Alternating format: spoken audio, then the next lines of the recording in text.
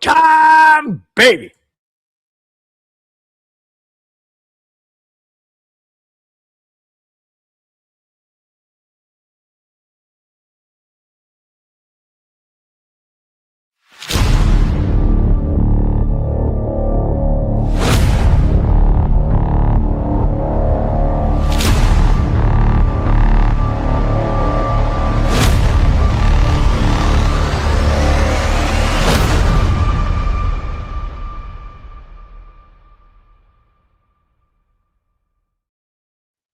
Hello, Bronco fans and football fans everywhere. Welcome to the Broncos Buzz on the MHRT network.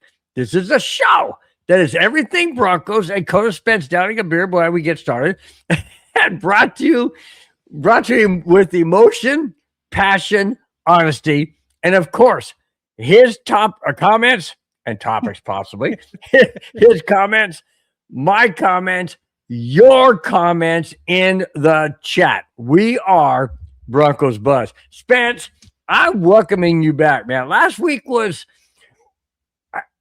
I want to say, I can't really say it was fun. I mean, it was fun. I mean, don't get me wrong.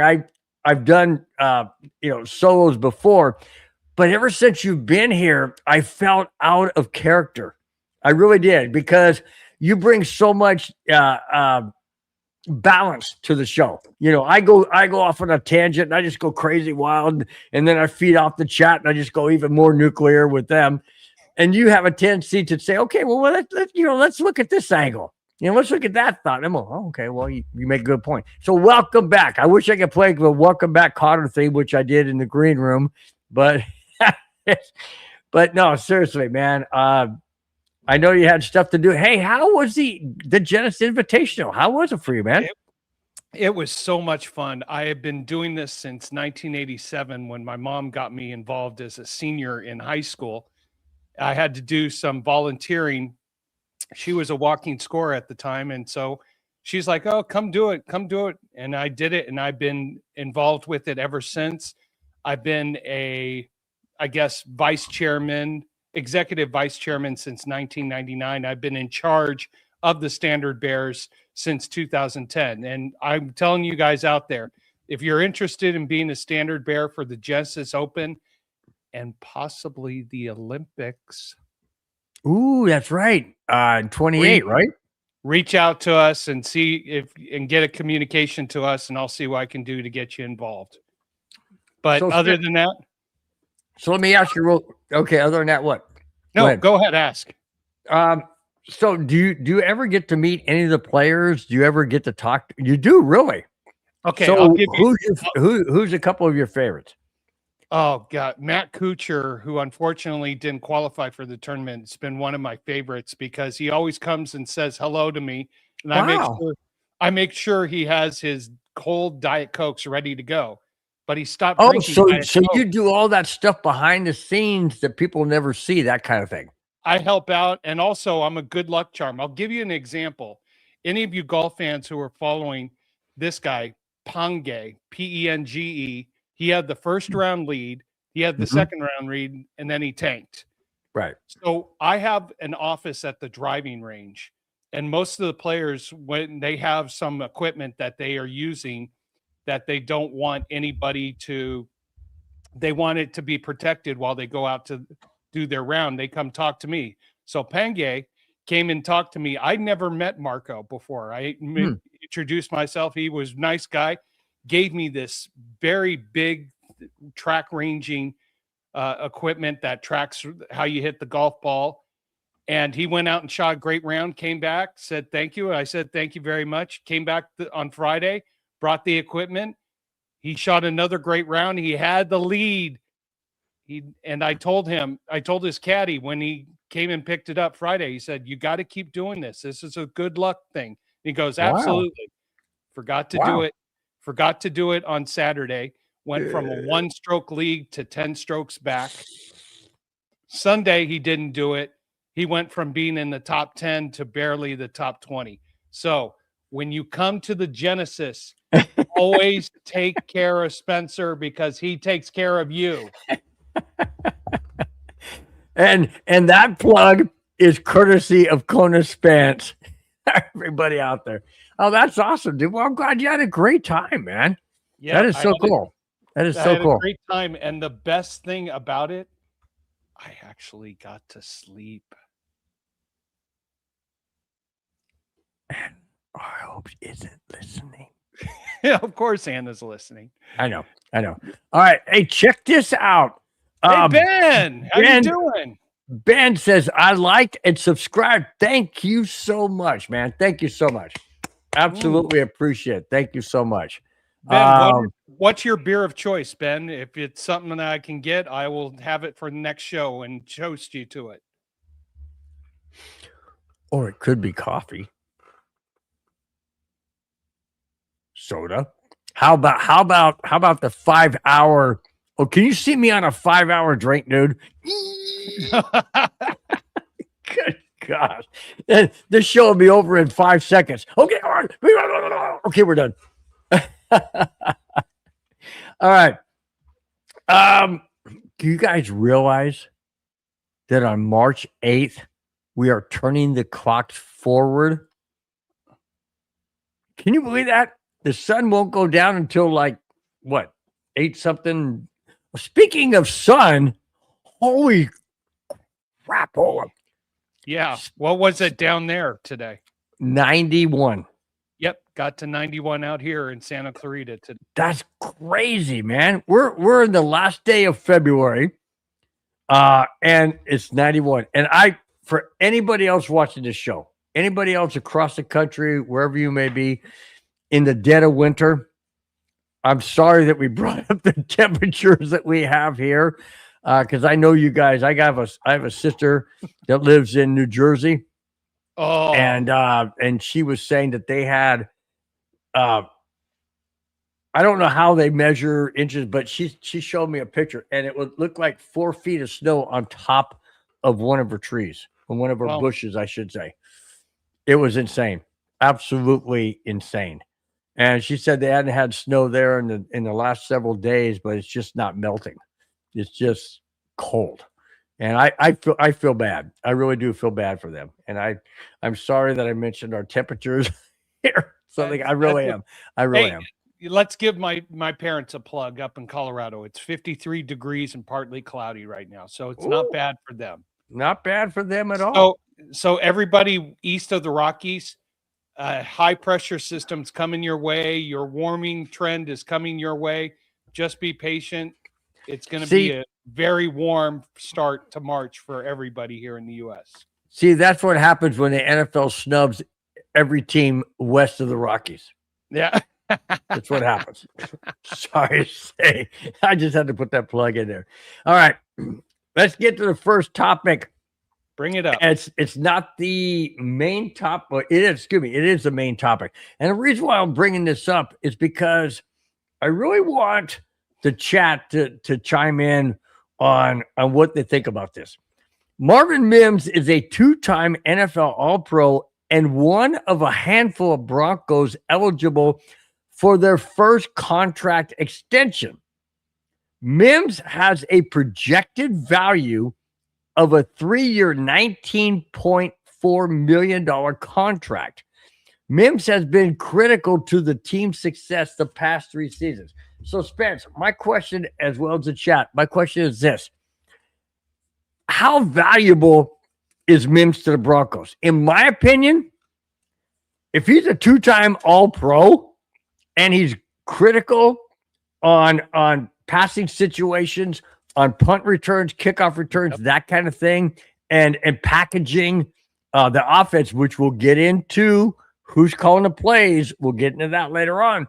But if he's that instrumental, in your opinion, is he worth 19.4? Well, here's the thing. Whoever let this report out and put it there just gave Mims a baseline right now for his new contract negotiation, because his sports agent's now going to go, see, this is what my client thinks he's worth. Add 10%, and we got a deal. Mm-hmm. Unfortunately, if that's the case with and if you look under my name right here, We're going to get into that topic too. NFL salary cap is increased by $22 million this season per team. Yep. So therefore, they could afford that. They could, because we had, before the increase or the estimate, we had about a $25 million cap space available for next season. Now, with the increase by $22 million, that's going to increase even more. So here's the thing: is Mims worth 6.5 to 7 to possibly $8 million a year? I would say this: he's a valuable commodity, and if you can get him at $7 million a year, take it. He's on the improve. He's on the uptake. You've got a valuable punt returner, kick returner, and improving wide receiver. Mm-hmm. This is a good value contract for the Broncos if they can make that. Unfortunately, as soon as I saw that report where he said his estimated value is this, I went, oh, God. Now the sports agent and Mims have all the leverage to negotiate a higher and higher deal. So let's see what happens. But you know what? If he's worth that much, I mean, excuse me, if he's that good and is productive, again, I go back to the two-time All-Pro. Not two-time Pro Bowl, two-time All-Pro. Which means he's elevated even higher. So, you got to pay what the guy is capable of doing. If he goes, let's say he goes to the Chiefs or Raiders. I'm just saying, free agent. Let's just say if that were the case, or he goes to Buffalo, or he goes to some other team, that we have to face. Like Dallas. Would you? Oh, we got a Dallas story.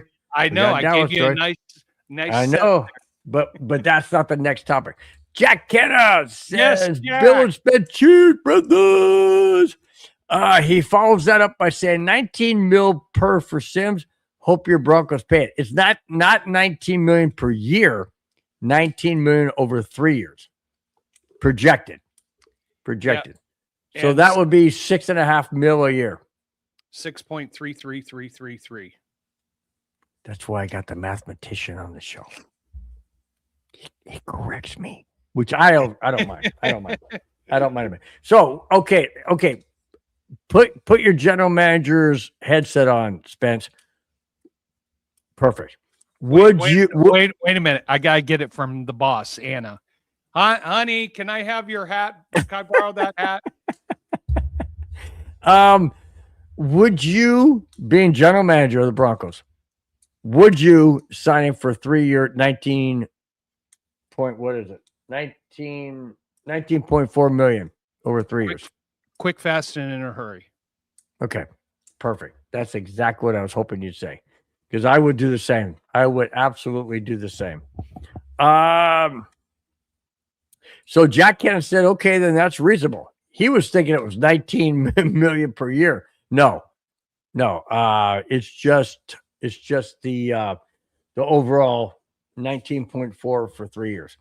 Okay, now this is a huge topic that we haven't really dealt into. I kind of overshadowed this last week because you weren't here, but I want to totally get your thoughts on this. And here it is.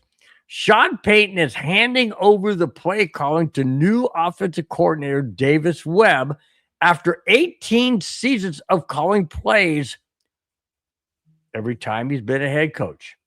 When asked why he was handing it over, Payton told Pat McAfee on his show, and I quote, "Davis Webb is one of those few players who came right from playing to coaching.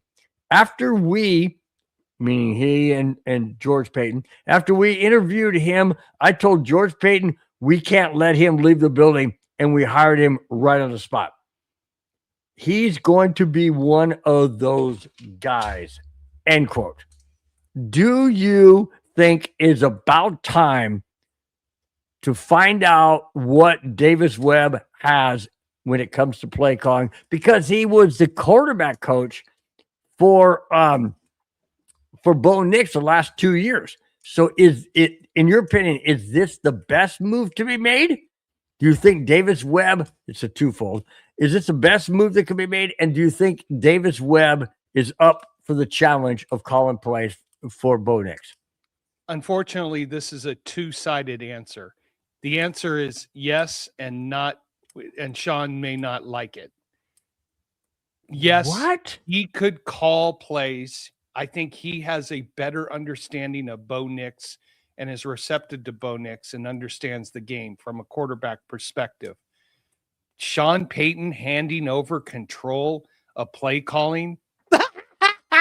Yeah, right. Uh-huh. Uh-huh. And the word gullible is still not in the dictionary. Come on. Sean Payton, you want to know something? The over-under of when Sean Payton takes play calling back is probably, I'd say, week 3, week 4. Sean Payton is a control freak. He has to have that power and control. So why would he say that, hey, I'm giving it up because this guy is young and knowledgeable and he's came right into coaching after playing. He knows the game basically. Because he's taking all the heat off him for the Broncos end of the season play calling aspect and trying to flip the switch quick, fast, and in a hurry. So now people aren't going, well, Sean, how about that 4th down play that you called? Come on, tell us why you called that. Why did you put that into play? Why did you cost the Broncos? So if Webb calls a bad play, he gets, that wasn't me. Oh, but see, I don't know, man. I don't know, because now as head coach, you're going to be more like Nathaniel Hackett. Remember how Nathaniel Hackett would deflect? I know, but he would always deflect. They'd go, that wasn't me. That was you. You know what I'm saying? But if you're the head coach, you need to take responsibility, just like the manager of an organization or a business or something. No, Sean Payton is setting up Webb for failure for Sean Payton to be the good guy coming back. Should Davis Webb, not saying he will, should he fail and they come out of the gates either 1-2, 1-3, or 0-4, then Sean Payton can jump back in and save the day. So that's why I'm saying watch these. But then what you're doing is you're setting up your coaches who you just got through saying he's great. Or what do you say? He says, we can't let him leave we can't let him leave the building, and we hired him on the spot. He's going to be one of the great guys. And now you're trying to cut the legs out from under him, potentially. I mean, it's just like welcome to Sean Paytonville. But this is in any business or any employment, whether it's 20,000 employees or 10 employees, you always have to understand the difference between two things. One, an employee who cares more about power and control. I've dealt with it. I've suffered through it. I've lived with it. It happens. Or are you an employee?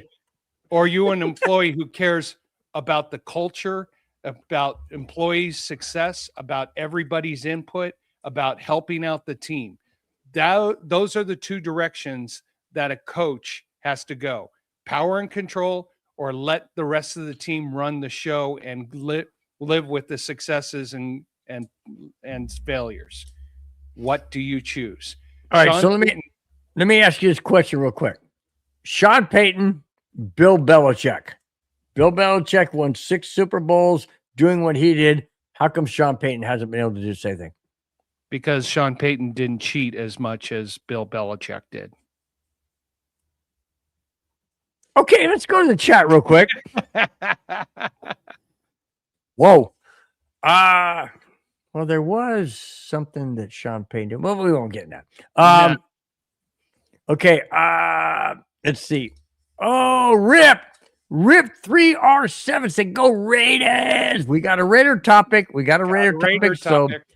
So stay tuned. It's going to be good. I think you're really gonna like it since you're a big Raider fan, so I think that's good. Welders, fences. Then what? So do you do at tight end? So what do you do So at tight end, so and this how? and how there isn't really a free agent tight end out there that makes you Tampa go, Bay. yeah, they're going to probably re-sign him. What is his name? I know who you're talking about, and I'm flaking Uh-oh. on it too. Hold Oh, on. that's Walmart calling for my beer delivery just to prove that. Yeah, Walmart's calling. Actually, it is my wife who's at Walmart. So what do There you you go. do with tight end and how? I think you look into the draft. There are some very good tight ends coming out of college who can make a difference. Plus, also, do you have the value that go out in free agency and get a high commodity tight end with not having a great deal of space? Yes, you're got about 25 to 40 million in cap space, but if you're going to spend it all on a tight end, what about all those other holes you have? So True. it's an interesting case. If you can get good value on a proven tight end, why not? If you can find a gem in the draft, that's the route I would probably try to go, even though it has not been working for us. Jack Kennedy says Pittsburgh pitched from Atlanta as tight end. Are they going to re-sign him? Don't know. Yeah. Don't know. Going back to the topic of Sean Payton, Jack Kennedy says Payton and Webb should co-draw a plays. Yes, let Webb call the plays in preseason to see how he does. I agree with that. Let him call it in preseason. But it's kind of weird in preseason, Jack, because you don't have the starters playing all 4 quarters. You have them playing maybe a series or 2. So I don't know. It's kind of skewed. It's not really what you would see in a regular season game. But I like the way you think. I like the way you think. Jack also says, Spence, that Sean Payton is egomaniac. Oh, of course. You to be a successful coach in this league, you have to be an egomaniac in some shape or form. Yeah, that's true. And then talking about why hadn't Sean Payton done what Bill Belichick did? Bingo. 2 words. Tom Brady. That's basically the bottom. Basically the bottom line. Yep. Basically the bottom line. Okay. Now, the Broncos have hired a couple of people. This is the first one. The Denver Broncos have hired John Morton as their pass game coordinator, per Jeremy Fowler of ESPN. He is formerly the offensive coordinator for the Lions. How good were the Lions? He got fired before the season ended. So why would you bring him on in Denver? That's my question. But not as the offensive coordinator, as a game manager to help out. Oh, so he was only a game manager in Detroit. No. In Detroit, he was the offensive coordinator. You know, but this is a pass game coordinator.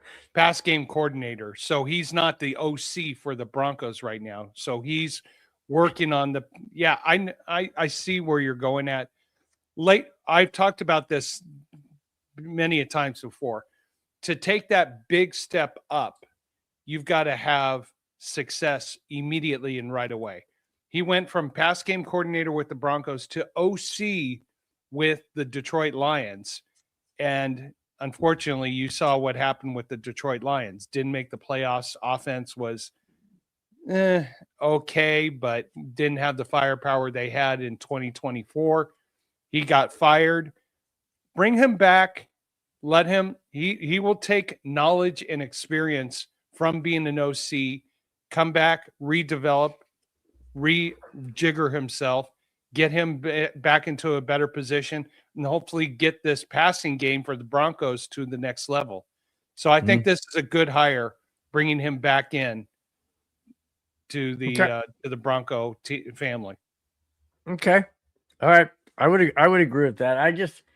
I mean, maybe he can be instrumental, maybe a little help to a younger Davis Webb, something like that. You know, um, um, Yodance says, "Am I the only one who was a little surprised about the stadium land? It seems pretty small compared to other teams." 150 acres. Wasn't that how many acres? They got 150 acres of land. And they're going to develop outside, I thought, as well. Yeah. So I'm not sure what you're referencing there, Yo Dance. Yow Dance. Yow. Because Yow. I mean they made a great purchase. They have a stadium plan all put together. Of course, they have another plan to build hotels, bowling alley, sports bar. They have to if they want a Super Bowl. They have to. Owning a sports franchise right now is not just the sports franchise, it is sports entertainment as a whole, which includes lodging, food, entertainment, a bowling alley, all the necessities you need to host a Super Bowl. There you go. Jack Kent said the owners are going to own everything around it. Amen to that. Absolutely. So that when you're only hosting 9 or a minimum of 9 games, possibly 10, 11, 12, 13, based on playoffs and preseason.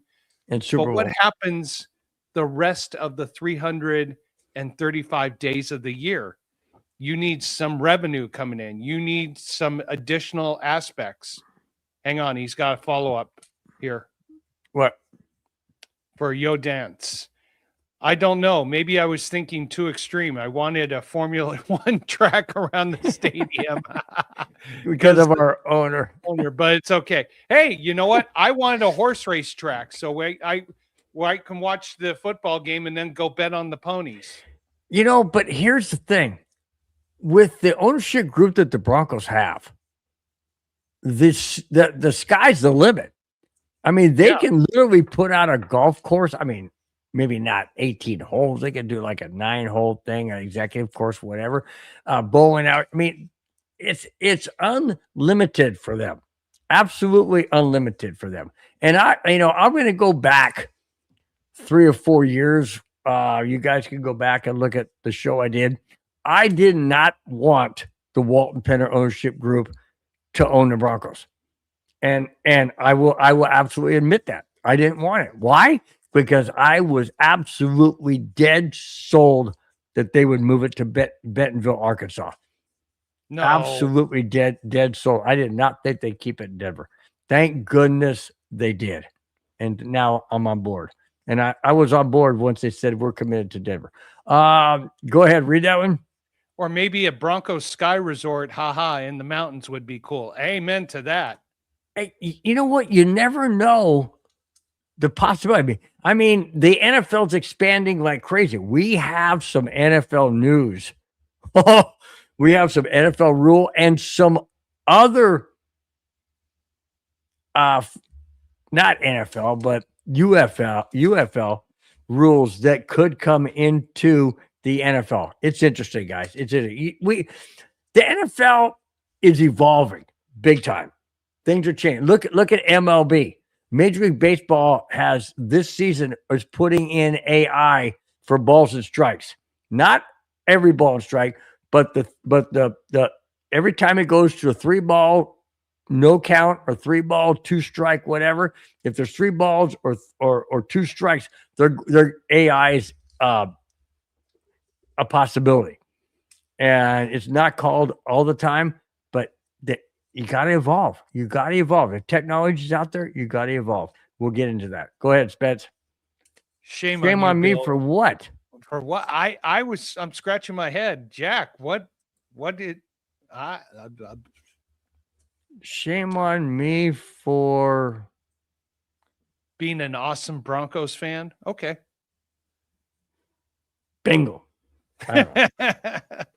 I have no clue. But you know what? That's what's good about the chat. It kind of makes me scratch my head. What the heck? Okay, so the Denver Broncos are hiring Colorado Buffalo defensive coordinator Robert Livingston. Why would you hire a college defensive coordinator? We already got a defensive coordinator. Oh, wait a minute. Livingston will be the Broncos defensive passing game coordinator. Okay. But he was in college. How does that equate to the NFL? I'm getting to that. Livingston spent 2 seasons in charge of the Buffaloes as well as the defensive backs coach. Defensive backs coach? Okay, well, that kind of coordinates with defensive passing game, I guess.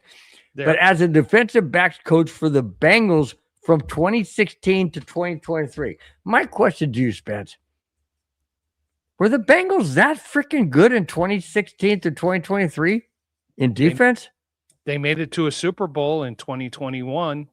Good point. Where they lost to the Rams by a few points. Good point. And I mean, good point. And where is Cincinnati's defense gone since then? They've gone to Laughingville. True. So very, very true. I would say this. What the Broncos are doing is bringing on an insurance policy in case Vance Joseph takes off for another job. Now, I think all the coaching vacancies have been filled. Pretty sure. Yeah. Yeah. So VJ's here for another year.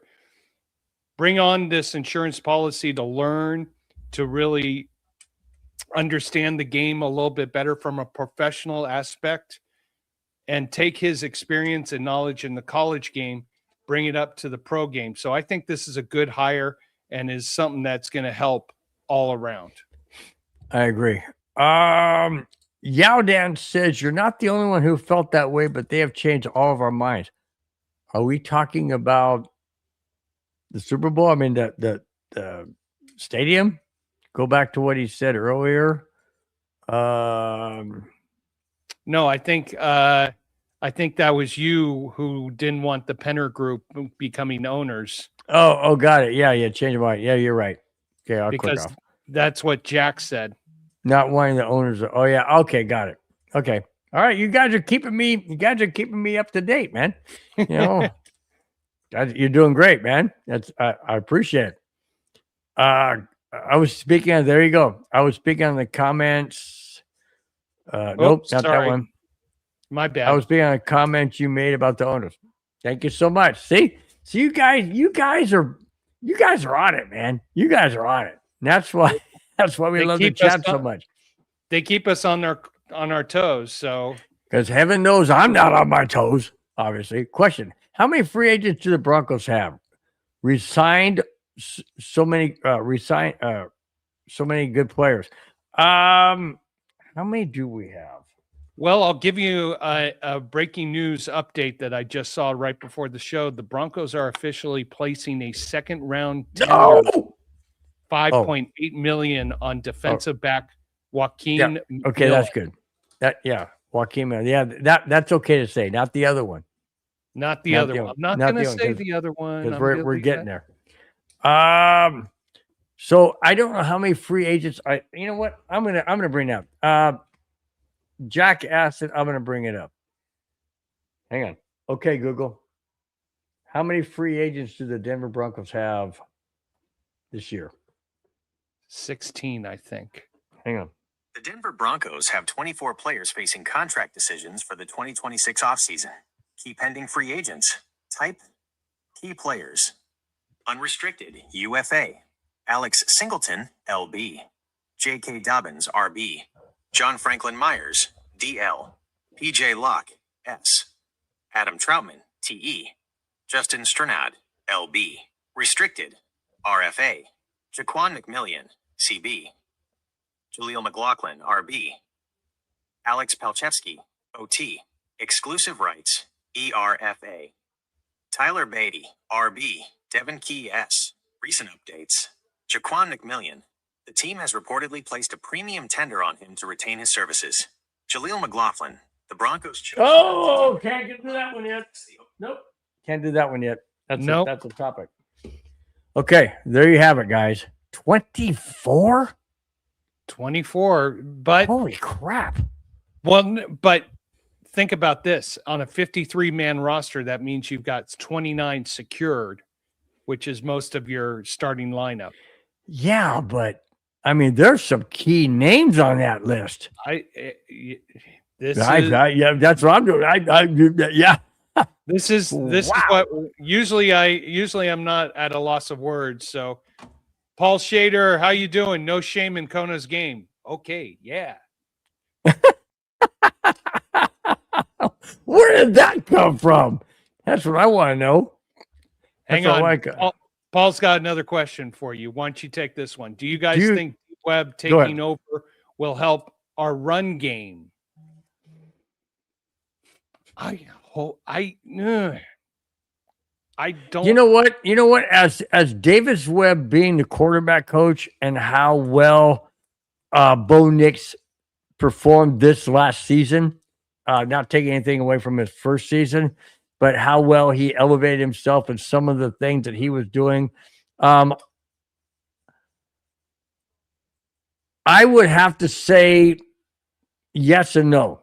Yes, because I feel that he'll put him in situations where the running back can get the job done, but it all hinges on the offensive line. The offensive line has to do a job. I mean, if there's no hole to get through, what does it matter what kind of play you put in for the running back in a situation to gain yardage? If the offensive line sucks, then the running back's going to suck. So, yes and no. I mean, how many times did we see RJ Harvey not go into the hole that was there with between the tackles? Bounced out and lost 4 or 5 yards. Yeah. Again, yeah, it's true.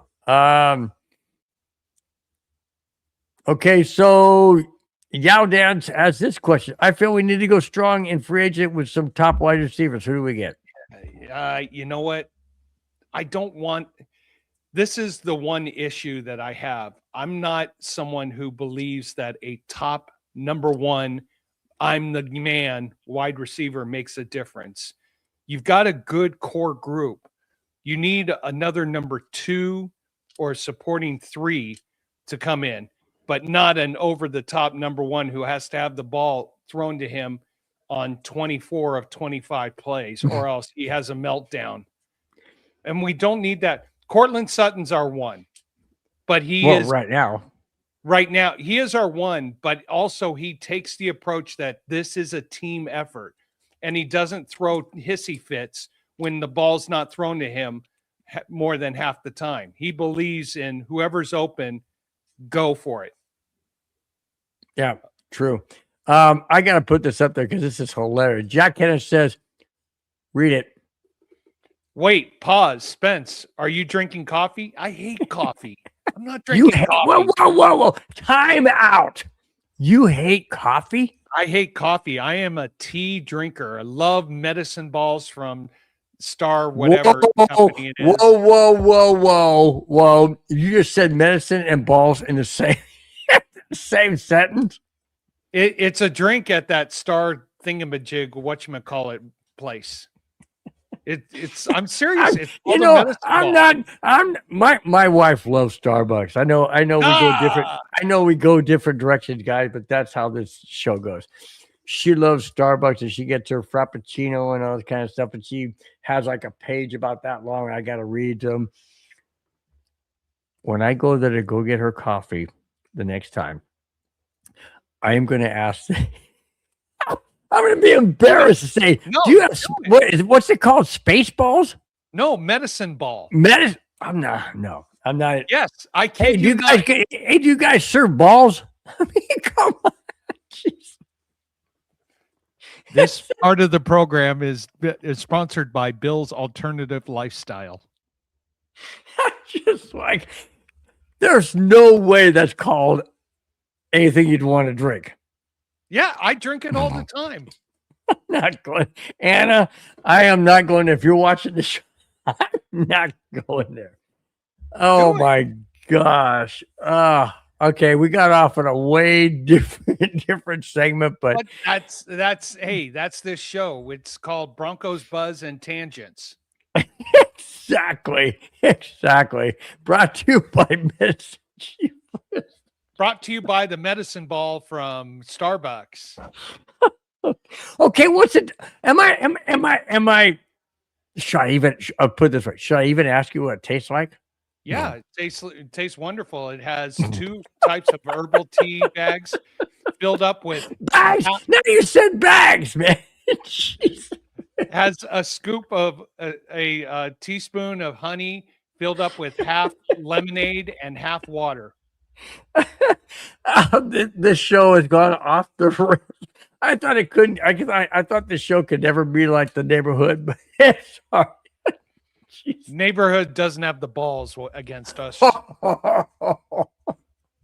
Okay, well, I think we just lost half of our subscribers and our viewers. No, our audience just doubled. I just saw. Oh my gosh, man! This is hilarious, man. Wait a minute, Paul. Good name to the show. Broncos Balls and Buzz. That works. Well said, Paul. Well said. Oh my gosh. Oh my gosh, dude. Oh, dude, man, my stomach is in knots just from laughing. Okay, let's get back down to semi-normal. Brad says Friday night, and this can only mean one thing. It's time for Broncos Buzz with their host, Bronco Bill, Conan Spence. Good evening, gentlemen. Good evening, Brad. I don't know if you saw that last spin-off of the topic, or the segment, I should say, but oh my gosh, if you didn't, go back about 2 or 3 minutes, man. And Jack, to answer your other question, this is still beer. I just only had one in the refrigerator, so got a bunch of ice in here. Oh, well, that's okay. So now you got speaking of water, I'm not going down that road again. Oh my gosh. Okay. Paul Shatter, thank goodness for getting us back on track.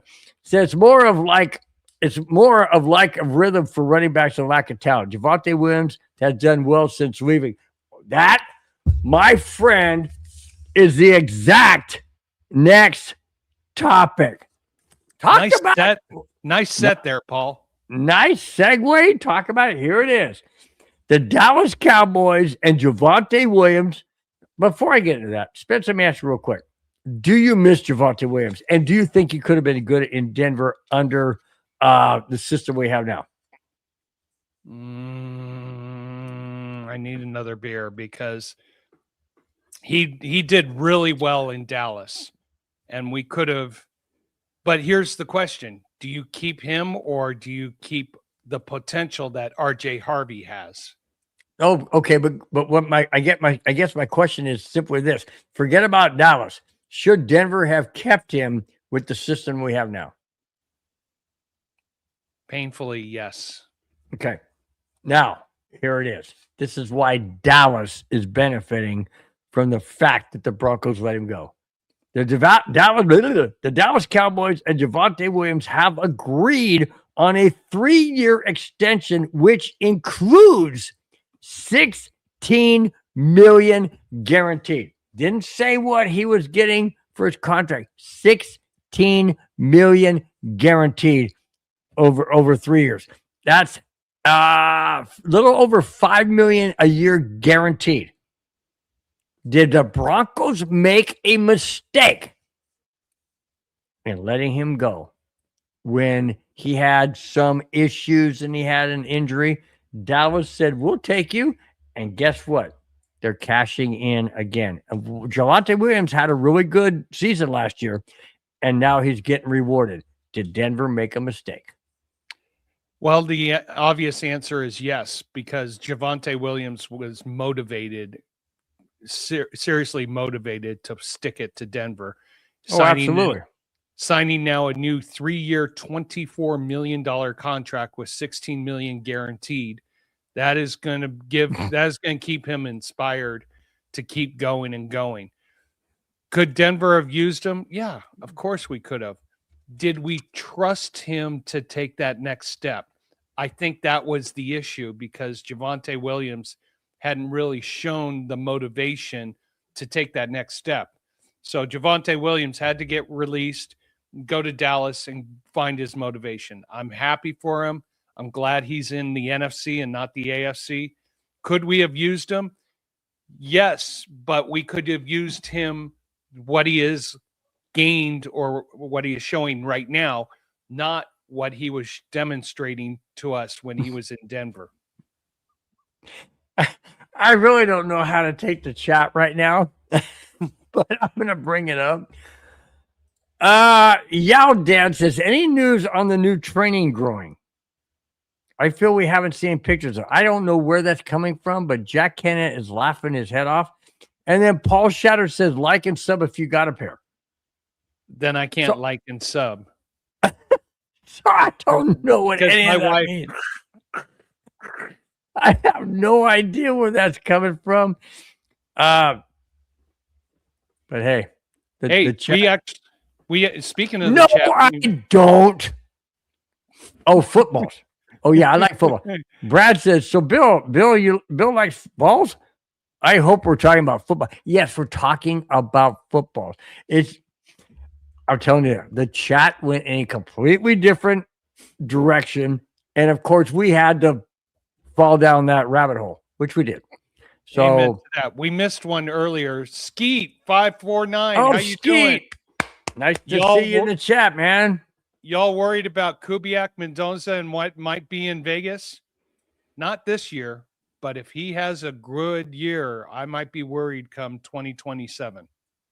Do you really think Mendoza is going there? If he doesn't, then whoever makes that decision in the Raiders should probably be fired quick, fast, and in a hurry. No, what I'm saying is, what if they draft him and he pulls an Elway, or he pulls a Eli Manning? Eli Manning. Anything's possible. Now, has he put out any word yet to the Raiders that he doesn't want to come? Haven't heard anything, but here's what's interesting. Elway said no to the Colts, and he won 2 Super Bowls as a player. Eli Manning said no to the Chargers, and he won a Super Bowl with the Giants. Just saying. Just saying. Just saying. Well, no, I think if having Tom Brady as part of the organization makes it an easier decision for Mendoza to come. If Tom Brady wasn't there and you had to rely on the son to motivate Mendoza to come, Mark Davis, I wouldn't be energized right now. But having Tom Brady as part of the Raider franchise definitely brings some positive energy and hopefully some positive outlook for you guys. Yeah. Good, good analogy. No doubt about it. Paul Shatter says, I think Javonte Williams highlights Sean's issues is a run game. That's probably why he didn't succeed in Denver. That's probably it. I mean, this is why you need to get the play calling out of a control freak. Now, will it stay out of Peyton's hands? If we go 1-3 or 0-4, I worry. Yeah, true. Chewy! What's happening? Let's go Raiders. There you go. I like Raiders shout out. We got a lot of Raider fans in here tonight. Love seeing you guys in here. Oh, well, there you go. Jack Cannon just broke the news. Mendoza to the Raiders. Raiders met with the Raiders and said he's hoping to have Tom Brady as a mentor. I'm not sure. Yeah, well, whatever. I'm not sure as an owner that you can be a mentor. Yes, you can. You can? Yeah. Okay. I don't know. I know you can as a GM or a whatever, but owner, I didn't know that. Yeah, Paul of course you can. Paul Shatter said Mendoza's too nice to be a Raider. He'll learn quickly. Ooh, smack. Okay. Let's get to this one. I don't like this one. But here we go. The Denver Broncos will not place a tender on running back. Who? Is it Dobbins? Oh no. No. Dobbins is okay. Harvey? No. They can't because he's a rookie. Will not place a tender on running back Jamal McLaughlin. Or excuse me, Jaleel McLaughlin, according to Jeremy Fowler of ESPN. The cheapest tender for a restricted free agent is the right of first refusal of $3.547 billion, which would be what he would get if they tendered him.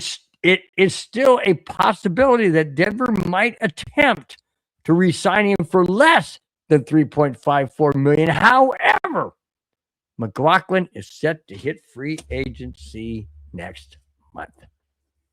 Spence, if we lose McLaughlin, where is our power back going to come from? Maybe Free agency? Free agency. Draft? Okay. Free or draft. I wouldn't trust the draft. There's not a running back except for the kid from Notre Dame who stands out, but he'll be taken early. Is there someone in the free agency? Honestly, I don't see it right now. McMillan was coming on in the second half of the season and making strides and making improvements. Can you get him for the value that we're tendering? I'm hoping so. He's not going to be as you say, he's not going to be the power running back. So do we let him go? But I like him. He's solid. He's dependable. I do, but do you want three running backs who are the same style and running patterns on your Broncos team, or do you need to let one go so you can bring on someone who's a power banger, who's going to get that ball, run up the middle? The guy from Seattle that just won MVP of the Super Bowl, apparently they're not going to franchise tag him. Williams? I mean, not Williams. Is it Watkins? Yeah. We need a 200 pound running back. Yeah, that's what we need. But we need to have the guys like we had back in the 70s and 80s. Who are those guys like from who is that guy from the Redskins? And yes, it was a Redskins back then. Riggins? Yeah, Riggins. Oh my gosh, that dude was a beast. No, I loved Eric Dickerson. He was a monster beast. Yeah, but he wasn't the guy up the middle kind of guy. I mean, he was to a certain degree, but he would bounce outside. So, he would bounce out. Yeah. I don't know, man. I like McLaughlin. I really do like McLaughlin. Go ahead. I thought Madungus says up let's see, we go to it real quick. Madungus says that McLaughlin isn't our power back. Well, then who is our power back? We don't have one. Okay. Well, then that's a need. Yeah. Yeah. Here we go. Madungus says sign Tyler Algier, keep Harvey, and draft Emmett Johnson. Problem solved. That's a good analogy. But will Emmett Johnson be available? I was just going to say at what, because we're drafting number 30. Yeah. So we dropped way down. We dropped way down from last year. We were drafting 12 because we sucked. And now we had a good season and we're number 30. So it's kind of like a catch-22. You want to have a great season. You want to go to the Super Bowl. But then if you don't, you're drafting way down the line. So Skeet. Go ahead. Sorry. Pull it up. Go ahead. Pull it up. Here, I'll read it. 549. Go ahead. First time seeing you guys. Thanks for reading my question. Great content, but Raiders. I do believe the Super Bowl would have been a much better game with y'all in it. Not with our backup. Not with our backup. Mm-mm. No, well, let's just say this. It would have been a very interesting defensive battle. True. Against us, against Seattle. True. So, and by the way, as Paul, I was going to get to it, but Paul, you beat me to it. Hang on real quick. We didn't draft 12 last year. We drafted 21 or 20. I think we drafted 21. Last year? Oh no, I'm sorry. I meant 2 years ago. I meant when we got Bo Nix. That's what I meant. That's what yeah, because some quarterback. Let me go back to this. Let me go back here real quick. He says, "Thanks for reading my question." Absolutely. You post something in the chat, and it is something that is not derogatory or political or anything of that nature. We will definitely bring it in. You could be a fan of any team you want to be a fan of. It doesn't matter. We will bring it in. So yes, we appreciate you asking the question and making a comment, and that's what we do. That's what we do here on Broncos Buzz. So never be afraid to put a question or a top or a comment in the chat. We will bring it up. And as I always say, we're at just one big, huge sports bar. Everybody's around here talking. We're the ones who are leading the discussions, but we love having input from everybody. Raider fan, Bronco fan, Chief fan, Patriot fan, Bills fan, any fan of any football. Oh, somebody's a fan of me? I'm Bill. You just said Bills fan. Yeah, Bills fan. Oh, Buffalo Bills. Never mind. Buffalo Bills. Actually, I'm still waiting for them to all come back because I tried to make wagers with all of them, and none of them wanted to take my action. Come on, guys. All right. To Skeet549 being a Raiders fan as well as Raider Jack and oh, come on. Who's the other one? Chewy. Here you go. Here it is. The turmoil between Max Crosby and the Vegas Raiders continues. However, General Manager John Spytek was asked if Crosby will remain a Raider. He said, and I quote, "I do, yes!" Exclamation point. End of quote. However, that isn't a guarantee the five-time Pro Bowler will stay. The Raiders have resisted any trade and continue to resist. And Spytek says he's confident Crosby will remain in Vegas. Is this a ploy, Spence, by the Raiders to not engage in any trade conversation or topics with any team because they're trying to work out a harmonious deal with Max Crosby to stay in Vegas? I think it's a double-edged sword here. They're going to work and do everything to keep Max Crosby there. But say you're some team who has a lot of very good first-round draft picks near the top for the next 2 seasons. You think the Raiders might be interested? It all depends on the price tag for Max Crosby. If someone comes and says, "Okay, I'll give you 2 first-rounders in 2026, a first-rounder in 2027, and a second-round pick," tempting. Wait a minute. Didn't the Cowboys and Vikings do that several years ago? With the just running recently. back? Yep, they did that, and also the Dallas Cowboys and Green Bay Packers just recently did that too. So there you go. No one is quote unquote untradeable unless there's a ridiculous package that comes. Now, is wait a minute, that the Broncos did that too, so never mind. Yeah.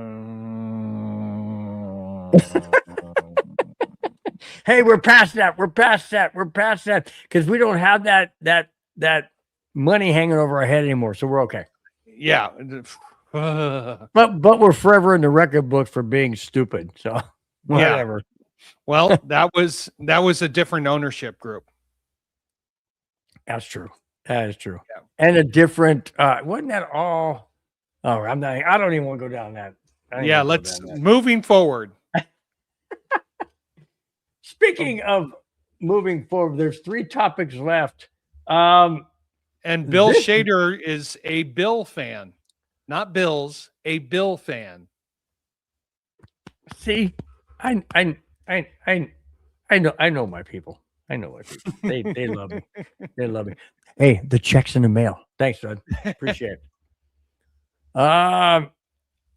Okay. What? Jack Kennis says it's the off-season smoke. Spytech said he would listen to everyone, but also said he won't let great players walk. Max has 3 years left on the deal, but no guaranteed money left. Wow. Does that change things, Spence? Does that change things concerning 3 years left on the deal, but no guaranteed money? So that gives Max all the negotiating leverage because he could say, I want out of my contract. Now, of course, the Raiders won't terminate the agreement. They're going to want something for his services. He can always hold out because he's not guaranteed to be paid. This is now, if they hold out, do they still get paid? If they have a guarantee, yes. Oh, but he doesn't have guaranteed. So if he holds out, he's screwing himself. That's correct. So it's a so game. Basically, the ownership has got him over a barrel for the moment. So, wow, interesting. Okay. And I love this next comment by you, 46MD. I have a ridiculous package. That's what she said. Oh, shoot. Never mind. Whoo. Oh, I like that. Paul Shatter. Russ who? Yeah, exactly. Exactly. Okay. Skeet 549 says, absolutely love Crosby, but he's been through hell because of our dysfunction. Absolutely want him to stay, but 2 first and a starter on defense. What do you say?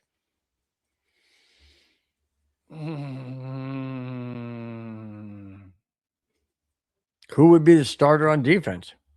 It would have to be some stud who can rush the passer. I mean, I would go for three picks minimum. Really? 3 first rounders. Oh, for Max Crosby? 3 first? Max Crosby's getting up long in the tooth, dude. They paid for it in Green Bay. Yeah. Well, you're right, I guess, but it's anything is possible. Wow. The Raider organization does have the leverage, and for them to come out and say, we're not trading him, we're not moving him at all. It's basically signaling to everybody else in the NFL, we'll move him. Just you have to give us a ridiculous offer. I guess. Speaking about ridiculous offer, how about I was hoping to move on from Ben Powers, but his $20 million dead money hit this year. Why would you want to move on from Ben Powers? He hasn't been that bad. Come on, Madungus. He hasn't been that great. Well, true, but if is it's he worth the $20 million? No, but if it's a $20 million hit, you don't want to incur that. No. You know, Paul Shatter says, I like our O-line. I like our O-line too. I like our O-line. Hopefully they get better. Speaking of O-line, not that it's a topic, not that this is a topic, but I just thought of this. What do you think of yesteryear's Mr. I'm always holding penalties? What do you think of him? I can't remember his name right now. Offensive line, left side. 72. Yes. Come on. Oh my gosh. I can't think of his name. Come on, guys in the chat. Guys in the chat, help me. What's his name? Bowles. Eric. There it goes. Eric Bowles. I mean, not Eric Bowles. Yeah. Yeah, Bowles. Yeah. So what do you think? Do you think that he's actually learned to be better, or they just haven't called it because he's just got to get better? I think he's learned to get better, but now he needs to. Oh, Garrett Bowles. Garrett, not Garrett Eric. Bowles. Garrett, yeah. He just. Oh. I don't know. He turned out. Garrett Bowles actually turned out to be honorable this year. He actually turned out to be a really, really good player. And I was shocked. I was stunned. Because every time you turned around, it was always holding. You know, it's always, Garrett holds or Garrett Bowles. You know what I mean? I'm glad. I like our offensive line. I really do. I think they need to open up holes better, for the running backs. But other than that, no, I'm okay with them. I'm definitely okay with them. So Paul Shatter says Garrett Bowles is a top 5 left tackle. Would you agree with that, Spence? I'd say top 10 instead of top 5. All right. I got to step away real quick. Okay, here. Go. Rudy! What do you think of just sitting there and look pretty, my like boys? Rudy, you always come off rails, but we like it because we basically kind of like don't understand it, but we think it's okay. It's okay, Rudy. Love you being in the chat. Love you being in the chat. Love everybody being in the chat. Absolutely. Go back to this one. He was the number 1 ranked left tackle in the NFL. Yes. I'll be right back and give me 2 minutes. Yeah, he was number 1 ranked left tackle because I guess the referees didn't see much of the holding he was getting away with. Look, do you trust Eric Bowles or Garrett Bowles? He had one great season after stumbling and hurting himself and just making mistake after mistake after mistake. I will say this, if he can have 2 consecutive seasons, then I'll give him credit. But making a big improvement one season, now you got to come back to the next season. It's the sophomore slump that you have to worry about from excelling in your position. So he did a great job this year. Now, can he do consistency? That's what we got to see. Clayton Huron, hey, how you guys doing?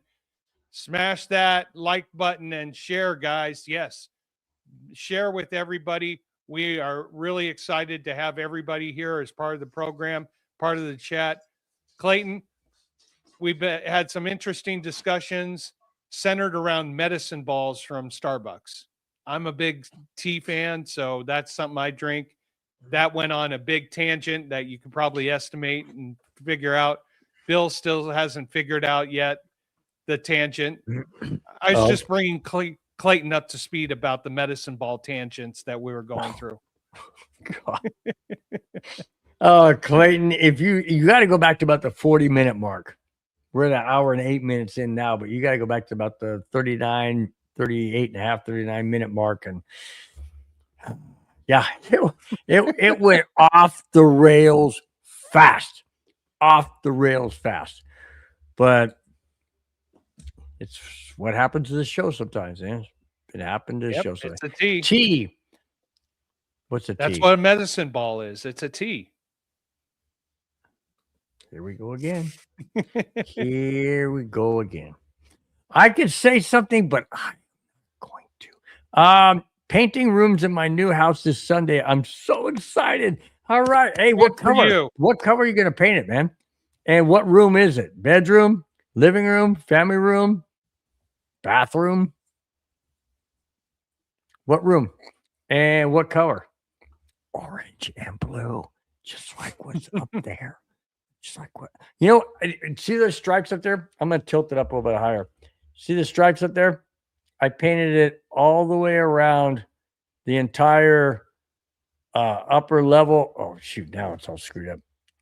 the entire ceiling area. When we first moved in, and my wife goes, "What are you doing?" I said, "I'm painting Bronco colors." And she's like, "You're serious?"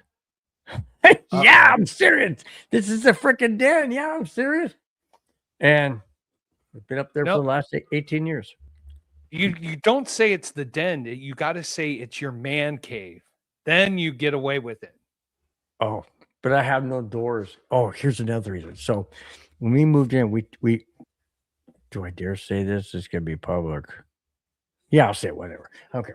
So we moved in here with taking care of my mother-in-law 18 years ago. And she's like, "Oh, you need your own room." And she says, "But why don't you put doors on it?" Why? Because it would turn into a freaking bedroom. Back here, it's a cutout of what would be a closet. I said, "Nope. I said, "We're not putting doors on there." "Oh, but then you'd have privacy." Yeah, right. No. No. Anybody that came over would have privacy. No, not me. So that's why it's wide open. So Clayton anyway. Huron's painting all the bedrooms, and I think he. What color did he say? Oh, it's there. Oh, my computer's acting up.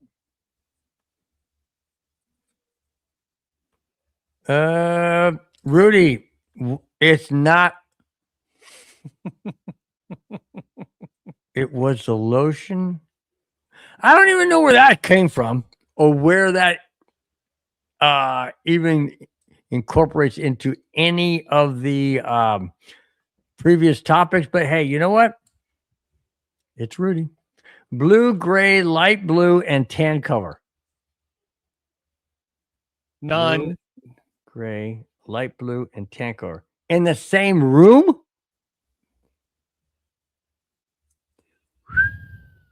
I've got a light. So one wall would be blue, the other wall would be gray, the other wall would be light blue, and then a tan color. He probably has 4 bedrooms, so it's 4 different colors. But that's not what he said. I know. I'm trying to help him out. I'm trying to help him. The chat needs help. Oh my gosh. Oh, here we go. 5-bedroom house with a yard. Sweet. But he only mentioned 4 colors. So he doubles up. Rudy, what the fudge is this? Prius. His new car? Nobody talked about it was the lotion. And he said Prius. What the I can't figure. That's my brother-in-law from Vegas. He's in Vegas. He smokes weed. And we don't understand him. But it's okay. We're glad he's participating. It's a Vegas thing. I think. Wow. No, right. Each room is a different color. 4 colors, 5 rooms. Okay. Sounds good to me. It works for me. 1 + 1 is 1. Okay, never mind. All right. Well, maybe he can't publicly say what he's coloring the other bedroom, which may be his man cave. Oh, got it. Surprise, surprise. Mm-hmm. Got it. Good point. Good point. Could be. Very well could be. I love the chat. I love the chat. I really do. I think the chat is fantastic. I love the engaging back and forth, the jabbing, the comments. What the heck is devil's lettuce? I know what honeymoon is. You know my dad used to say? My dad used to say, you know what a honeymoon salad is? A honeymoon salad is lettuce alone. Ah! Get it? Let us alone. I thought it was pretty cute. You don't like that one? This joke was brought to you by the fifth beer that Bill's on right now. Fifth? No, not even close. Not even close. Light blue usually doesn't look good. Been a painter most of my. Oh, okay. Okay. Cool. Way to go, Paul. I didn't Wait a know he was minute. a painter. Good. Isn't that light blue you have in your background there? Would you stop? That's Avalanche blue. You mean Quebec Nordique blue? Oh my gosh, here we go again. You like the king, so just stick with your black and whatever color. Silver and black. Oh yeah, so Paul Shatter says weed man. Talking about Rudy. Oh my gosh, that's funny. Oh, he said he loves it when we talk about him. Yeah, well, most what's that word? Most Egotists. there you go. Egotistical. Yeah, that's it. Wait a minute, Madungus. What are you saying? That SpongeBob Bill was bald on top of his head. He left the fan on while he was painting. Oh, he saw the fan when I flipped up the camera. I don't paint the. Oh yeah, I painted not the ceiling, but the stripes. You did. And I actually went down to Home Depot. I actually took the color of the actual Broncos cover scheme and whatnot, got the actual colors. These are the actual. Well, you probably can't see the real dark blue, but yeah, that's actually the colors I got at Home Depot 18 years ago. Been up there for 18 years. According to Jack, it's Charger blue that you're painting. Well, that's the end of the show for tonight, guys. Thanks so much. Jack's been kicked off the show in chat. Just kidding. Just kidding. We don't do that. I can, but we don't do that. Nope. Okay. 3 more topics. This one is interesting. Here we go. The NFL Completion Committee is discussing the possibility of authorizing replay officials to throw flags for specific penalties. What would those be? Well, how about this? It would be for non-football acts that have not drawn flags by field officials. Spence, those would be like pushing, not necessarily taunting, because they do call that, but pushing, shoving, maybe a secondary or retaliation type of penalty, and going back and looking. What is your thoughts on this? Do you like it? Do you think it's beneficial to the game? And do you think it will hold water? I like this from the aspect of personal fouls. If you see two guys fighting and you don't know who started it, get the official who is able to look at the tape and see it. Also, what I would love to see is someone gets up, the guy taps him on the shoulder, and all of a sudden he does a huge flop, and there's a penalty flag. I think there was a Cincinnati Bengal who did that earlier this year, who did a monstrous flop, and the guy who pushed him or allegedly touched him got a personal foul penalty. That would be one of those situations where you would reverse it and you do a personal foul for flopping or something like that. But you bring in, well, now why can't we just go back and get that holding call that he missed? Oh, how about we go back and get that pass interference? Judgment calls you can't do. Anything where there's a personal foul involved, I think that it's the right call to do this. Yeah, I would agree. Kevin Underwood, thank you so much for being in the chat. First timer, I haven't seen you before. It says injuries are part of the game in sports. Being a Denver fan, Bill, do you see them going to a Super Bowl in the next 4 years? Absolutely. Yes. Absolutely. The first year with Bo Nix, we made the playoffs for the first time in 10 years. Excuse me. And and we got blown out by Buffalo Bills. This year, we beat the Buffalo Bills, and we advanced to the AFC Championship game with a backup quarterback. Do I think with Bo Nix, a healthy Bo Nix, moving forward in the next 4 years? No doubt about it. No doubt about it. The window of the Broncos is wide open. The elevator is moving upward. The Broncos definitely do have an absolute great chance of not only getting to the Super Bowl, but winning the Super Bowl. Spence, in 4 years, do the Broncos make 1 or 2 appearances in the Super Bowl? I would say at least 1, but it's all going to hinder on how Bo Nix recovers from this ankle surgery. As I've discussed it before, I've had this same exact surgery he had, where you have to break bones in order to reset them properly and get the ankle healed. I was in a cast that went up to half my thigh for 3.5 months, and I could not move my ankle. You do not know how scratchy and itchy everything was. But as soon as it heals, he's got to get into a pool right away and start getting that low impact motion, getting back together there, getting the blood flow and seeing that it's healing. If Bo Nix can make a full recovery from this ankle surgery and he is able to have stability in that ankle, I see him definitely being an impact, getting us to a Super Bowl. Now, M46M asked this question: who's better, CJ Stroud or Bo Nix? Well, mobility, probably CJ Stroud. Throwing the ball, Bo Nix. How far did CJ Stroud get this year in the playoffs? Divisional round, and he basically stunk up the joint up in New England. Case closed. Yep. Bo Nix, no doubt about it. How about this?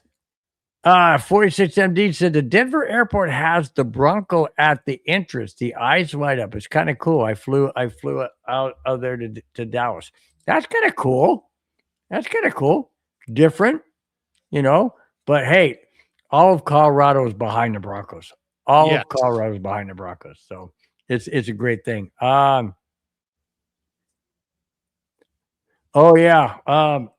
Rudy, my brother-in-law says his wife, Rachel, had a compound break on her right wrist. They have pins. They have pins in here all the way back here and on the sides holding everything in. And she can't even, she can barely bend, but it is like, it's not good looking. It's definitely serious. So if he can come back from an ankle injury, I don't know. How do you move on something like that? If there's pins and a plate or something like that, you can't bend your foot like you normally would. Not yet. What they do is they do a second surgery to take out the equipment and take out the screws or take out the plates once things have healed. That's why. But that would take a year or so, wouldn't it? Take about 6 months. Now, my ankle healed so well on its own, they didn't take the screw out. So I live with a big long screw in my ankle.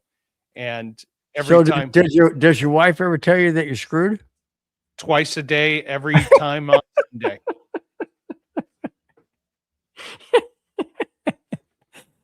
I'm just sorry. I just had to throw that in there. Oh my gosh. This whole show has been so much fun. Here's interesting question by Jack Kenna. Question: I'm curious if in the AFC, how would you rank the QBs if the Raiders draft Mendoza? And he meant the AFC West. I would say Mahomes, Nix, Herbert, and Mendoza, only because Mendoza would be a rookie. We don't know how he's going to play. We don't know how. Sure, he was great in college, and for Indiana, it was a fantastic run all the way to the championship. But how is that going to play out in the NFL? Completely different. Everybody said that about Bo Nix when he got drafted. Well, man, the guy's got, he's done great in Oregon. But how's he going to be in Denver? Boom, playoffs. So it goes to coaching, which Clint Kubiak apparently is a really good, touted coach. So you got Clint Kubiak and possibly Mendoza. You've got Sean Payton and Bo Nix.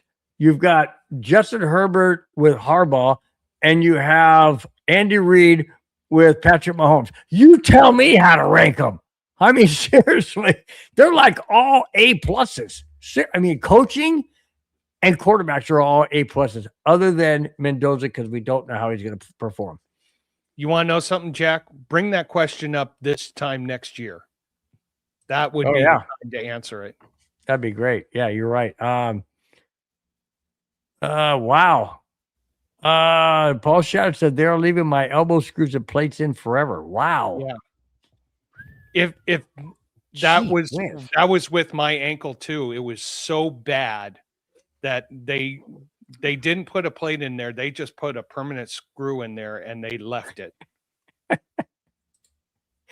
Well, I don't know who this is to, but 46MD says you might have lost a screw holding your head together. Yeah, that's probably it might have been to me. Might have been to me because my wife would probably agree with you, 46. Oh, when you lost the screw. Okay, when I said that, you're right.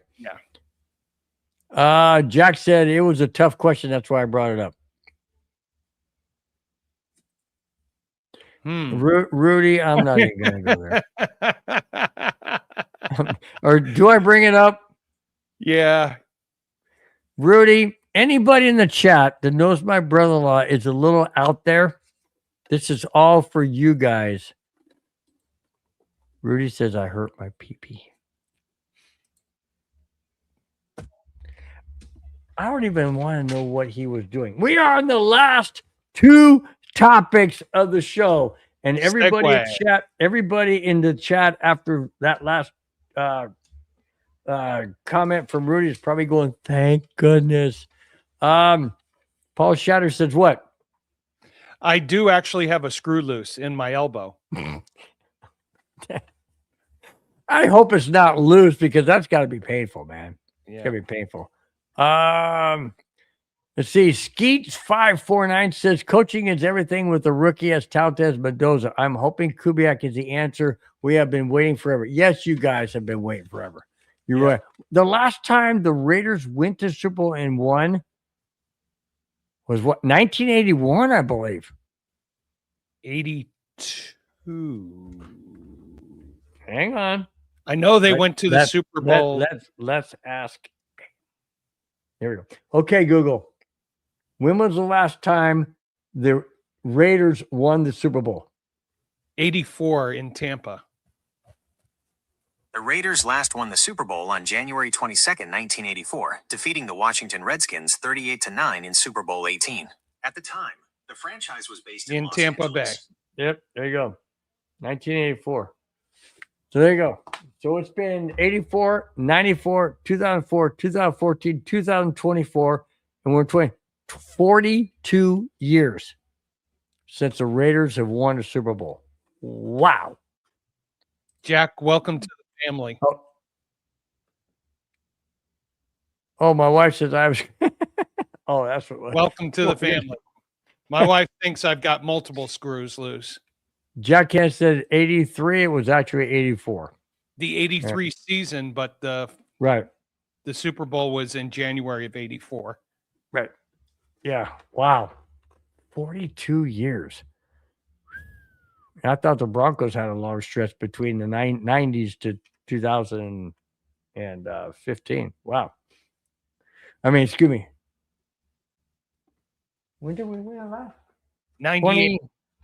97, 98, and 2015. 2015. Yeah, okay. That's what I thought. I thought I was losing my mind.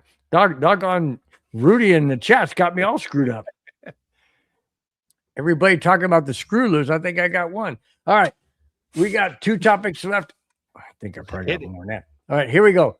This is interesting. And I like this. I really, really do like this. I hope the NFL adopts this. I really do. What's UFL stand for? United Football League. Okay. The United Football League has some interesting rules that someday may find their way into the NFL. The UFL won't allow punts after a team crosses the 50-yard line until late in each half, and is making all field goals 60 yards or longer worth 4 points. I love it. I love it. I love it. If you're down by 3, you're 60 yards away, 61 yards away from kicking a field goal, or would be 61 yards. And if you make it, you win by 1 point. Yes. Why go to overtime? Why have it tied? Come on. This is fantastic. Let me continue. Regarding the no punt after crossing the 50-yard line, teams will have to go for it on 4th down, even if they lose yardage back into their own territory. Okay, so you got the ball on the 45-yard line, and the quarterback goes back for a pass, and he gets intentional grounding. Now it's 10 yards further back, or 15, or whatever the thing is, back, and now you're inside your own territory at your own, let's say, 45-yard line, 10-yard penalty. You got to go for it on 4th down. You can't punt because you are inside the 50-yard line of your opponent's field. I love it. I love that because it forces you to make the game more interesting. Now, a 60-plus yard field goal, come on. How about the guy from what's that team? The guy's kicking like from Jacksonville. He kicked a 70-yard field goal in preseason. Okay, you kick a 65-yard field, 63-yard. It should be worth 4. Why is it only worth 3? You can kick a field goal from 17 yards out, and it's 3 points. But you kick one from 65 yards and still 3 points? That's stupid. That is absolutely stupid. That's the exact same amount. What do you think, Spence? So Jack brings up an interesting 46 field goals in league history have been over 60 yards. Think about this strategy. You get the ball back at your own 20-yard line. You're down by 3 points. Do you get in position so you can get exactly to your opponent's 42-yard line? Why not? And then 8 yards back is the 50-yard line. Add 10 for the end zone. There's your 60-yard kick for 4 points. Boom. Mm-hmm. Is that a strategy? I like the idea because it brings in thought processes that go outside the standards of the game. Makes it interesting. And it makes it more aggressive, as the game has become a lot more aggressive with regards to 4th down. Now, will the NFL go for it?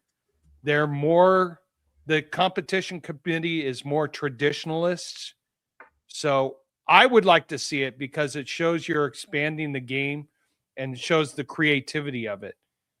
But will the traditionalists for the NFL, who believe in the original system of scoring, want to make a change? This is going to be an interesting offseason that's going to be going on, and whether this change will be implemented or not. Yeah, good point. Very good point. I'm looking up something real quick here we go. Okay. Yeah, I love it because it allows for more gamemanship or managementship or whatever the terminology is. I mean, think like you just pointed out. Do you go to try and get to the 40-yard line or 42-yard line, whatever it is? Do you try and get there, or you try and go further down to get the 3 points or hopefully a touchdown? The whole strategy thing comes more into play. It's more of a chess game as opposed to, well, we'll just go down and kick the field goal and, be done with it. We just go to overtime. No, I like that. And think about this. How about early on in the game? If you have a chance to kick right before halftime, you got a chance to kick that 63-yard field goal. Boom, go for it. There's 4 points.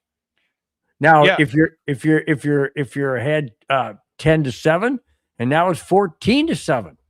Now you gain that touchdown advantage as opposed to being possibly trailing by 1 point should they score a touchdown and extra point. I like that. But do you like the other aspect of it? Do you like the 50-yard, not the 50-yard, but the no punt inside the 50 yards? I do. And if you go backwards, you still have to go for a fourth down. I do. And here's the other thing is look at the number of times people went for it on fourth down inside between the 40 and 50-yard line of the opponents. I think it was more than 70% of the time. Yeah. Yeah. Because what's the hard if you don't make it, the other team gets it there, you punt it, the other teams could still go down. So this is the aggression aspect on offense that the NFL is taking. So it'd be very interesting to see if they implement this rule and what kind of sneakiness. I'll give you an example. Pass completion by Bo Nix to Sutton down to the 38-yard line. Call timeout. That's your last timeout. Come out. There's 6 seconds left. Line up. Hike. We've illegal procedure. Back us up 5 yards. Okay, come on. Let's kick a 60-yard field goal for 4 points. I mean, yeah, there's a lot of strategy that can be put into this. Absolutely. A lot of strategy. So I like it. I really like. I hope the NFL looks at these at what the UFL is doing, and making the game a little bit more enjoyable and just scoring wise. I like it a lot. I really, really do. I think it's something that hopefully the NFL does look at. Max Ray. Oh, sorry about that. No, I was going to say the NFL is always looking to make their product better. How about doing this? Go ahead, read it. Max Ray, we would have won Max if Ray Nick didn't get hurt. Broncos Mafia, let's ride. Oh, it's the year of the horse. Yes, it's the year of the horse. So let's ride. So I would call. Let's don't go down that road. Yeah, Broncos Mafia. I'm Broncos. How about Stampede. Broncos Country? Broncos Country. That's what we are. We're Broncos Country. Stampede. Oh, there you go. I like that one too. Kevin Underwood nailed it. The NFL means not for long, changing the game of the sport. Okay, let me ask you, Kevin, do you like what the UFL does and what we think would be great to implement in the NFL? Or are you saying you don't really like it? Just curious. I thought NFL stood for the National Favoritism League. It does. It stands for a lot of things. Okay. It stands for, don't F with us. Oh, so I'm sorry. I didn't mean that. Rudy's like, okay, last subject, please. Time for another bowl. He wants the show to be over. I don't know why. We're having a good time. Yeah, I'm enjoying this. The boss hasn't come in and screamed and yelled at me yet. And the other thing is he's having a good time too. He's got it. Good night, sweet couple. Okay, he's gone to another dimension. Okay, Rudy, you must be talking about me and Susie and Kona and Anna. That's what you're talking about. You ain't talking about me and Spence. All right. At least not that I know of. Last topic for the last Friday of February. Holy smokes. This 2026 is already screaming. Oh, by the way, we're not warn. That's the wrong one. We're going to mention again next Friday, March 8th, because next Friday is the 6th. So 2 days after next Friday will be the 8th. That will be the time to change your clocks forward 1 hour. We will remind you of that next Friday. Can you believe it? We're already going to daylight saving time. I love it. The sun will be out, so I can grill after the show. Oh, it's gonna be fantastic. I love it. One less hour of sleep. Unless who's asleep? Well, no, one less hour of sleep. Oh, I don't care about that. What I do is you know what I do is I change the clocks at like 8 o'clock at night, so that because I don't work Monday. I know you do, you guys do, but I don't work Monday. But I still change it an hour ahead, and I still go to bed at the same time it says. So if it says 10 o'clock on the clock, but it's really 9 o'clock, I go to bed anyway. It's 10 o'clock, and I get my hour, and I'm good to go. Nice. I know you guys out there don't do that, but that's what this 67-year-old guy does. Because if I don't, then I wake up cranky. Jackass says NFL not for liking what teams do when you go against the National Football League. Do you agree? I do. Okay. Sounds good. All right. Last topic is head coaching grades as well as overall Broncos grades. This comes from the players grading the Denver Broncos coaching staff as well as the facilities and the surrounding things that they deal with every single day. Here it is.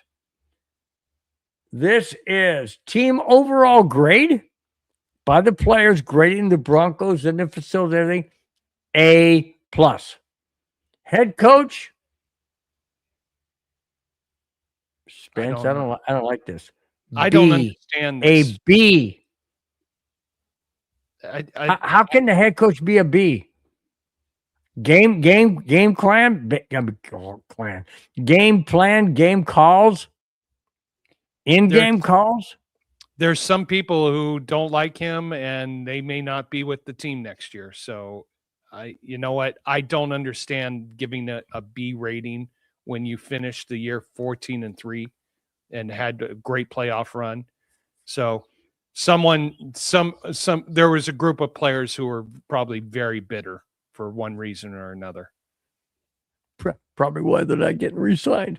Head coach. Oh, I already said that. Offensive coordinator, A-. I like that grade. That sounds right. It's pretty good. Defensive coordinator, A. Where's the A+? Just an A. Special teams coordinator, A. Nice. Position coaches, B. Not sure who that would entail. I mean, are we talking quarterback coach, offensive line coach? I don't know. It doesn't say. Okay. What is STR coaches? Oh, strength. A. Nice. General manager. What do you think it is? It's an A, definitely. Absolutely. A. Training staff. What do you think it is? A. Bingo. Weight room. It's good. These next three, you should be very interesting. Weight room is an A. Yep. Training room. A-. Right. Locker room. I do not understand this. A D. Now I can understand it. Locker room, I can understand, because if they have not upgraded since I was there in 2017 touring the stadium, that was it. I didn't go into the Broncos locker room, but I was in the visitors locker room, and they say it's similar with a couple of different slightly upgrades to the bath and all that kind of, but just the actual locker room, it's not that elegant. So I can understand they want more luxury. I get that. Nutrition and dietitian. What do you think? B+. Yes. Food dining area. Oh, definitely an A. Yep. Home game field conditions. Hey, that field has been, ever since they upgraded that field and put in the heaters underneath, that field's been awesome. Yep, that's an A. Team travel. A-. Yeah, that was a little interesting. Okay, And the so last- someone didn't get first class seats on a private jet. I mean, really. And the last one is treatment of families, which I thought was, I don't like this grade. It's a B, and so who's the group of players who got their butts hurt? I mean, come on. They didn't get what I wanted her to have. my wife didn't get the $1,000 spending spree to come into the stadium. Exactly. Spence, it's been a great show, man. It's been a fabulous show. Welcome back. Like you said, you totally enjoyed the Genesis Invitational. Go ahead, read this one. Son of Sammy Davis, how we doing? I gotta blame Sean Payton. We should have kicked that field goal. We have said that over and over and over and over and over. And hey, I keep having that discussion with Patriot fans. We beat you. Well, no, we actually let you beat us. Yep. We beat ourselves. Oh, that's a great compliment right there. Paul Shatter says, thanks, guys. Absolutely. It's our pleasure. Each and every week, it's our pleasure to bring the topics, do the show, have you guys in the chat. You guys are amazing. Jack Hannon says, the wives want more than the players. Duh. Wives always want more, Jack. Nice. Wives always want more. Skeet, we really appreciate. Glad I stumbled onto you guys. Awesome show. God bless. Hey, Skeet, you didn't let me know. So much. Let me know what kind of beer you like. I'll have that for the next show. If he likes beer, he might like Coke. No, I don't mean the kind you snort. I'm talking about. Whoa. I gotta clarify that real quick. There's a difference between what you said and Coca-Cola. I know. Did Rudy leave some stuff in your office there for you to inhale during the show? Man. I'm sorry, I did not mean to imply an illegal substance. Oh my gosh, this has been such a fun show. Spence, I am so glad you're back, dude. I missed you last week. I really did. That the interaction like this, the camaraderie, the vodka. There you go. Vodka by Skeet. All right. There you go, man. So Spence, you're gonna buy that next week and down that opening the show? Of course not. I just asking. You know what? I haven't had hard alcohol. I think I've told the story here on the show before since 2009. I haven't had any hard alcohol. Whoa! And on that note, Paul Shatter says snorting coke off of toilet seats. No, my gosh, man. Gee, you know, like I said, I love the show. I love the camaraderie between myself and Spence. I love the bantering back and forth. I'm cracking a beer right now. Nice. I love the chat, the people in the chat, and your comments and your takes and your one-liners and stuff. It's been fantastic. Spence, before we go any more down that rabbit hole that I'll get myself trapped into, go ahead and share with everybody and bring up all of those in the chat and thank them so much for their participation. Yeah, thank you guys so much for your chat tonight. We really appreciate you being part of the show. We try to read as many or every comment that you guys make because we cannot do this show without your input. So we'll start with Ben Grudy, who liked and subbed us. Thank you very much for being part of the show. Jack Kenna, thank you very much for being part of the show and telling about us to all your Raider fans, because we had plenty of Raider fans. Rip 3R7, who's a Raider fan, thank you for being a part of the show. Welder Fence, who wants us to get a better tight end. Me too. How we go about doing it, I leave it up to the organization. You got to go to the gym to get a better tight end. Oh, sorry.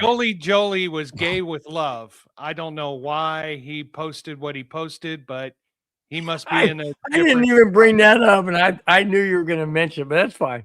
but he's in a different atmosphere. So thank you for being part of the show. Yo Dance, thank you very much for being part of the show. Really appreciate it. Paul Shader, thank you for being part of the show. Skeet, Raider fan, thank you for coming onto the show and finding us. Which flavor vodka are you a fan of? I know a few of them. Randy and Broncos, thank you for jumping in here at the last second. Break open a Molson Export beer. I cannot find them. I have been looking. You want to know something? I found some place that's about 20 miles away where I was on my way to. I get there. I was like, I'm here to get the Molson. Oh, we don't have Molson anymore. Amazon. I have been. Amazon doesn't do it. Amazon doesn't do it. Randy, I am trying. So sorry I've missed you the past few shows, but I really appreciate it. Thank you for being part of the show. Hang on real quick. Kevin Underwood said, you guys have a great weekend. See you next time. Thank you so much, Kevin, for being in the chat. Really do appreciate it. See you next Friday, 5 p.m. Pacific, 6 Mountain, 7 Central, 8 Eastern time. Chewy, thank you for being part of the show. Love all your video shorts. Amazing that. Victory Lap chiming in at the last second. Thank you so much. Next week, what time? 5 Pacific, 6 Mountain, 7 Central, 8 Eastern. We'll do it again here. And Randy, I will do my best to find a Molson for you and down it. Hey, Victory Lap, yo! He goes, I missed the live. Hey, go back. No, you're going to love it. Dude, you're going to love is hilarious. Make sure that you at least get to the 39-minute mark and beyond. You'll laugh your head off. It was off the rails, dude. Victory Lap. We'll just give you the hint. We were talking about medicine balls from Starbucks, and it spun off from there. Well, you had to go there again. I did have to go there. Hey, transparency. We believe that. Integrity and transparency here. Madungus, thank you for chiming in tonight. We appreciate you being part of the show. 46 MD. That's what she said. Rudy Torres. How many? All you have to do is this. That's it. That's Rudy. That's all you got to say. Clayton Huron, thank you so much for chiming in. We appreciate you being part of the show. Kevin Underwood, thank you for being a Broncos fan. Appreciate you being part of the show. Mavray and the Broncos Mafia. Country. Broncos country. We'll get there. I don't want to mix up with the Bills Mafia because I got friends who are Buffalo Bills fans, so I respect that. Yeah. And son of Sammy Davis, thank you very much for being part of the show. Randy and Broncos and Victory Lap chiming in late. Brad Harrigan. Oh, I think I pronounced it right. Brad H. Thank you so much. Harry Joan. Yeah, whatever. Harry going. How you going? How you doing? How you doing? What you up to? Thank you guys for all being part of the show. We appreciate you listening. Have a wonderful weekend. Bill, back to you. Guys, it is always a pleasure each and every Friday. Spence, I am so glad you're back. I know you have, conflicting times on Fridays and stuff, but I'm saying it from the bottom of my heart. I absolutely missed you last week. I really did. Having you back is it's icing on the cake. You are a great asset to the show, and I just wanted to let everybody know that I'm very, very glad to have you on. I know I'm bringing out tears and things of that, but it's okay. But no, seriously, from the bottom of my heart, you are a great asset to the show, and I really do appreciate you. Hope you have a fantastic week this coming week. Spence, you got my last name correct. Well, wow, sweet, nice. That's what we do here on Broncos Buzz. We get things right, or try to. Absolutely, or we try to. Guys, have a fantastic week. Enjoy this weekend. March 1st starts Sunday. A week from Sunday is daylight savings time. We will remind you next Friday. Guys, until next Friday, have a fantastic week. Have a great weekend. Enjoy whatever you're doing. We will talk to you next Friday, 5, 6, 7, and 8. Till then, take care, guys. Bye-bye. Fast lane when I pass in the street, bag of money in the passenger seat. Tempo's been asking for me on the road from the west to the east. Way up, I might never come down.